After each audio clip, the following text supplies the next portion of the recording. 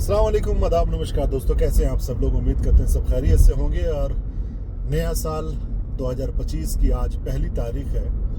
उम्मीद करते हैं ये साल पहले से बेहतर गुजरेगा आप सब लोगों के लिए और बेहतरीन सौगात लेकर आएगी ज़िंदगी आने वाले महीनों में। मेरा एक सवाल था यहाँ पे दोस्तों कि देखो, मीडिया और सोशल मीडिया हमारे ज़िंदगी पर कितने बड़े स्तर पे कंट्रोल करती है, शायद इसका अंदाज़ा हमें नहीं है।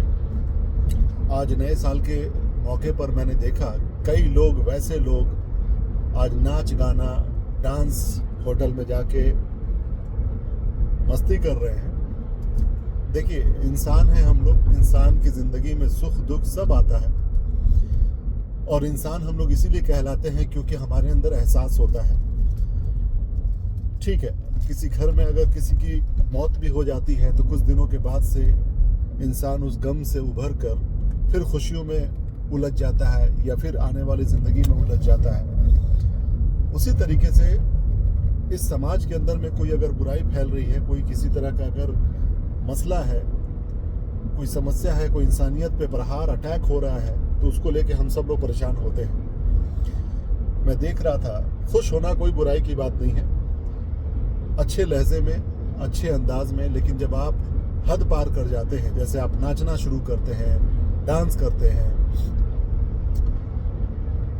तब वहाँ पे सवाल ये खड़ा होता है कि आप फिलिस्तीन के लिए आवाज़ क्यों उठाते हैं? आप मणिपुर में महिलाओं के साथ हो रहे ज्यादती के लिए आवाज़ क्यों उठाते हैं? आप नेता बनने के लिए, नेतागिरी करने के लिए जनता के बीच में क्यों जाते हैं? आप कहते हैं कि मुसलमान को मॉब लिंच कर दिया जा रहा है, लेकिन जब आपको मौका मिलता है कि आप अपनी संजीदगी दिखाएं, इंसानियत के प्रति जब आप कुछ अच्छा संदेश दे सकते हैं, उस समय आप नाच गाने में उलझ जाते हैं और फिर कहते हैं कि बस हम इंसानियत की बात करते हैं और मुसलमान हैं। तब यहाँ पे ये ढकोसलाबाजी और दोगलेबाजी जो होती है, ये चीज़ समझ के बाहर होती है। मैंने देखा कल रात में बहुत सारे लोग हैं जो नेता बनने की कोशिश करते हैं और जाके स्टेज पे नाच गाना कर रहे हैं।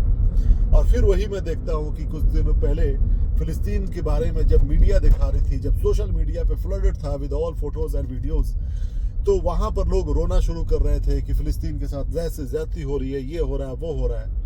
तो हम अपने निजी स्तर पे क्या उसके लिए मतलब अकीदत दिखा रहे हैं? मतलब क्या हम सॉलिडेरिटी, किस तरीके से हम खड़े हैं उनके साथ? क्या हमारा लहजा होना चाहिए, क्या हमारा अंदाज होना चाहिए जो हम ये बता सके कि वाकई में इस दुनिया में अगर इंसानियत के साथ कहीं ज्यादती हो रही है तो हम अपने पर्सनल जिंदगी पर भी उसका असर दिखाई दे रहा है, जिसके बारे में हम बोलते हैं। और सिर्फ बोलते ही नहीं, हमारे जिंदगी पर उसका असर भी दिखाई देता है कि हम फालतू के नाच गाना डांस वगैरह में ना उलझें, ना अपने आप को फंसा के रखें। समझ रहे हैं इस बात को? बहुत माइनर सी बात है। खुश होना, दुखी होना, ये इंसानी फितरत है, वो सब तो ठीक है। अपने निजी स्तर पे आप आपके घर में खुशियों का मौका आ सकता है, शादी ब्याह हो सकती है, लेकिन उस शादी में या किसी भाई बहन को अगर अल्लाह बच्चे से नवाजता है, उस खुशी में अगर आप लगे नाचने, ऑर्केस्ट्रा बुलाने, ऑर्केस्ट्रा के पीछे नाचने, लौंडियां नाच करा रहे हैं, तो ये ज्यादती हो जाती है। ये मतलब कि लगता है कि ये हद से ज्यादा हो रहा है। और तब वहां पे सवाल उन लोगों पे उठता है, खासकर जो लोगों को दुनिया की फिक्र ही नहीं, उसकी कोई बात नहीं है। लेकिन अगर हमारे जैसा इंसान, अगर हम बोलते लिखते हैं कि भाई फिलिस्तीन में ये हो रहा है, मुसलमानों के साथ ये हो रहा है, देश के अंदर में अराजकता फैल रही है, हिंदू मुसलमान को आपस में लड़वाया जा रहा है, और फिर पता ये चल रहा है कि नया साल आ रहा है और हम जाके खूब नाच गाना डांस कर रहे हैं, जो कि मैं कर सकता हूँ, मुझे कोई किसी तरह की कोई दिक्कत नहीं होगी, ना फाइनेंशियली, ना कोई मुझे टोकने रोकने जाएगा। लेकिन वही बात है, एहसास की बात है जो आपको इंसान बनाता है।